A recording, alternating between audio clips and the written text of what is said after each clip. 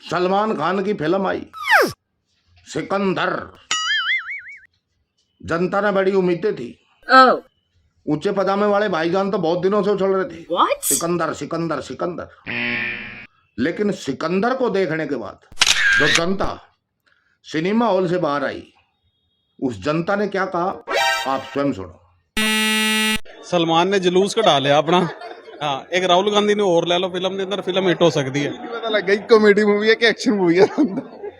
Movie कैसी रही किसी बहुत ज्यादा बकवास, बहुत ज्यादा सर पैर नहीं है। कि मेरे किसी का बहुत ही घटिया मूवी।